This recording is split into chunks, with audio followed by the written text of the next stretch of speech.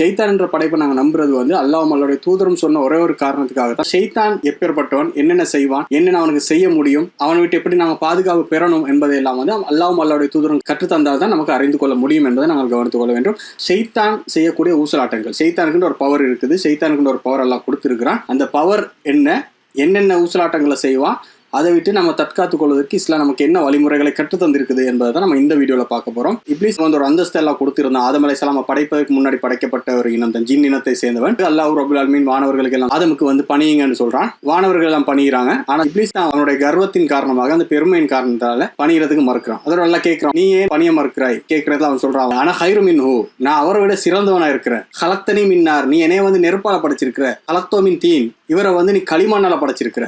அப்ப நான் வந்து இவரை விட சிறந்தவர் என்று சொல்லி அவனுடைய அந்த பெருமைத்தனத்தை அங்க காட்டுறான். உடனே எல்லாம் சொல்றான், இனிமே உனக்கு இங்க இருக்கிறதுக்கு தகாது, இந்த இடத்த விட்டு போயிரு சொல்ற நேரத்துல அவகாசம் கேட்கிறான். அல்லிர்னி இல்லா யௌமி யுபஸூன், மறுமை நாள் இவர்களை எழுப்புகின்ற வரைக்கும் எனக்கு ஒரு அவகாசம் தாயிரேவா. இந்த மனிதர்களுக்கு எது நேரான பாதைன்னு சொல்லியிருக்கிறியோ, எது நேரான வழின்னு சொல்லியிருக்கிறியோ, அந்த வழியில நான் வந்து கொள்வேன், நான் அவனை வழி கெடுப்பேன். அதிகமான பேரை வந்து நீ நன்றி செலுத்தக்கூடியவர்களாக பார்க்க மாட்டாய், நன்றி கெட்டவர்களாக நடந்து கொள்வார்கள் என்று சொல்லி அவன் சொல்றான். அதில் அல்லாஹ் ரப்புல் ஆலமீனும் அவகாசம் வழங்குறான். சரி, உனக்கு அவகாசம் வழங்கப்படுது, ஆனா எல்லாத்தையும் வலிக்கெடுக்க முடியாது. உன்னை பின்பற்றக்கூடியவர்களை மட்டும்தான் வலிக்கெடுக்க முடியும். என்னை நம்பி சார்ந்து இருக்கக்கூடியவர்களை வந்து வலிக்கெடுக்க முடியாது. அந்த அவகாசம் பெற்றவனாக அவனை அந்த இடத்துல இருந்து வர்றான். இப்லீஸை பொறுத்த வரையில அவனோட மெயின் கோல் வந்து இதுதான், மக்களை வலிக்கெடுக்கணும், அல்லாஹ்வுக்கு நன்றி செலுத்தாதவர்களாக அவர்களை மாற்றணும். ஆதம் அலைஹிஸ்ஸலாம்ட்ட இருந்தே அதை ஸ்டார்ட் பண்ணக்கூடியதை பார்க்க முடியுது. ஆதம் அலைஹிஸ்ஸலாம் அந்த ஜன்னால வந்து வாழ சொல்றான். இதுல வேண்டியதொன்னு நீங்க தின்னுங்க, வேண்டியதொன்று உங்களுக்கு செய்யலாம், வலா தக்ரபா ஹாதிஹி ஷஜரா, இந்த மரத்தை மட்டும் நெருங்காதீங்கன்னு சொல்லி அல்லாஹ் ரப்பல் ஆலமீன் கட்டளையிட்டான். ஃபவஸ்வஸ லஹுமு ஷைத்தான், ஷைத்தான் அந்த இருவருடைய உள்ளத்துல வந்து வஸ்வசாவை ஏற்படுத்தினான்.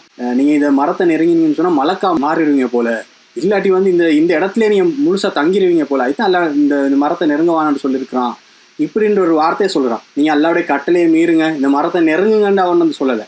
அவனுடைய வேலை இப்படிதான், ஒரு நல்லதுமாய் காட்டுவான், நாங்க அதுல விழுந்துருவோம்.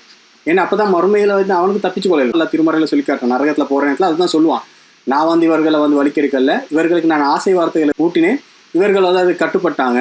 அந்த வேலையை தான் அங்கேயும் செய்யறான். மலக்கா மாறுறேன்னு சொன்னா எவ்வளவு நல்லது தானே. வேண்டியது ஒன்று திண்டு பறி கொண்டு இருக்கக்கூடிய அந்த இடத்துல இருக்கலாம்னு சொன்னா ஒரு நல்லது தானே.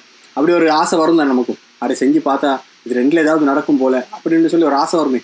அப்ப அதே போல ஒரு வஸ்வசாவை உண்டாக்கிட்டு உடனே என்ன செய்யறான்னு சொன்னா, நம்ப மாட்டேன்றதுக்காக அல்லாஹ் மேல சத்தியமே பண்றான். வகாசமோமா, அவன் வந்து சத்தியம் செஞ்சு சொல்றான், இன்னி லக்குமால மினன் நாசிஹீன், நான் வந்து உங்க 2 பேருக்கு நல்லவு தான் விரும்புறேன்னு சொல்லி சத்தியமே பண்ணி போயிட்டான். இவ்வளவுதான் வேலை. அவனுடைய அந்த வஸ்வசா கட்டுப்பட்டதுனால மரத்தை நெருங்குறாங்க, அல்லாஹ்வுடைய கட்டளையும் மீறாங்க, பிறகு மன்னிக்கப்பட்டு பூமிக்கு அனுப்பப்பட்டார்கள் என்பதெல்லாம் நமக்கு பார்க்க முடிகிறது. அப்ப ஷைத்தானுடைய மெயின் இலக்கு வந்து நம்மளை எப்படியாவது வழி கெடுக்க வேண்டும். இதுல வந்து ரொம்ப கவனமா நடந்து கொள்றான்.